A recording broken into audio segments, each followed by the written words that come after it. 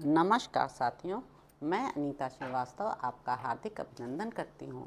महर्षि वेदव्यास द्वारा रचित महाभारत के 138वें अध्याय में आज का प्रसंग है युधिष्ठिर का युवराज पद पर अभिषेक, पांडवों के शौर्य, कीर्ति और बल के विस्तार से धृतराष्ट्र की चिंता। वैशंपायन जी कहते हैं, राजन, तदंतर 1 वर्ष बीतने पर धृतराष्ट्र ने पांडुपुत्र युधिष्ठिर को धृति, स्थिरता, सहिष्णुता, दयालुता, सरलता तथा अविचल सौहार्द आदि सद्गुणों के कारण पालन करने योग्य प्रजा पर अनुग्रह करने के लिए युवराज पद पर अभिषिक्त कर दिया। इसके बाद थोड़े ही दिनों में कुंती कुमार युधिष्ठिर ने अपने शील, वृत्त तथा समाधि के द्वारा अपने पिता महाराज पांडु की कीर्ति को भी ढक दिया। पांडुनंदन भीमसेन बलराम जी से नित्य प्रति खड्ग युद्ध, गदा युद्ध तथा रथ युद्ध की शिक्षा लेने लगे। शिक्षा समाप्त होने पर भीमसेन बल में राजा धृतसेन के समान हो गए और पराक्रम से संपन्न हो अपने भाइयों के अनुकूल रहने लगे। अर्जुन अत्यंत दृढ़तापूर्वक मुट्ठी से धनुष को पकड़ने में, हाथों की फुर्ती में और लक्ष्य को बींधने में बड़े चतुर निकले।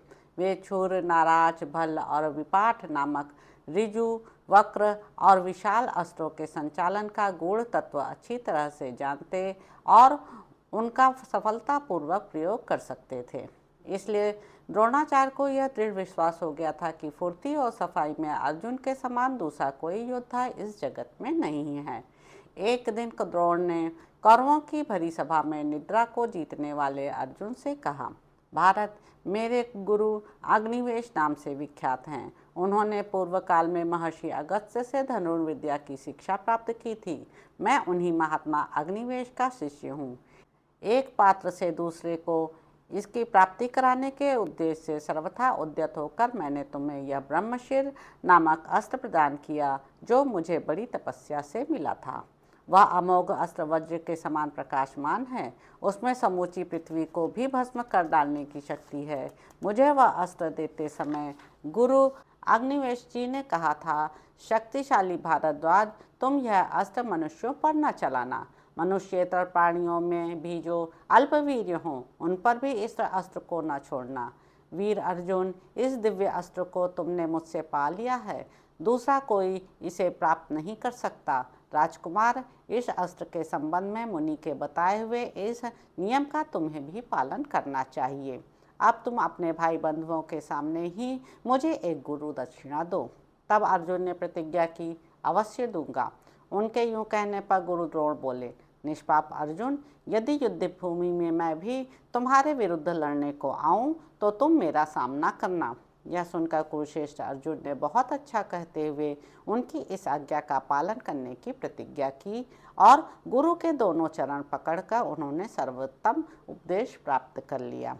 इस प्रकार समुद्र पर्यंत पृथ्वी पर सब और अपने आप ही यह बात फैल गई कि संसार में अर्जुन के समान दूसरा कोई धनुर्धर नहीं है।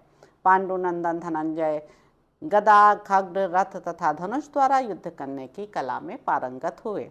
सहदेव भी उस समय द्रोण के रूप में अवतीर्ण देवताओं के आचार्य बृहस्पति से संपूर्ण नीतिशास्त्र की शिक्षा पाकर नीतिमान हो अपने भाइयों के अधीन होकर रहते थे। नकुल ने भी द्रोणाचार्य से ही अस्त्र शस्त्रों की शिक्षा पाई थी। वे अपने भाइयों को बहुत ही प्रिय थे और विचित्र प्रकार से युद्ध करने में उनकी बड़ी ख्याति थी। वे अतिरथी वीर कहे जाते थे। सौवीर देश का राजा, जो गंधर्वों के उपद्रव करने पर भी लगातार 3 वर्षों तक बिना किसी विघ्न बाधा के यज्ञों का अनुष्ठान करता रहा, युद्ध में अर्जुन आदि पांडवों के हाथों मारा गया। पराक्रमी राजा पांडु भी, जिसे वश में ना ला सके, उस यवन देश के राजा को भी जीतकर अर्जुन ने अपने अधीन कर लिया।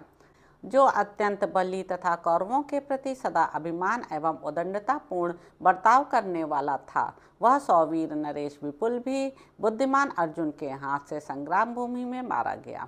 जो सदा युद्ध के लिए दृढ़ संकल्प किए रहता था, जिसे लोग दत्तामित्र के नाम से भी जानते थे, उस सौवीर निवासी सुमित्र का भी अर्जुन ने अपने बाणों से दमन कर दिया।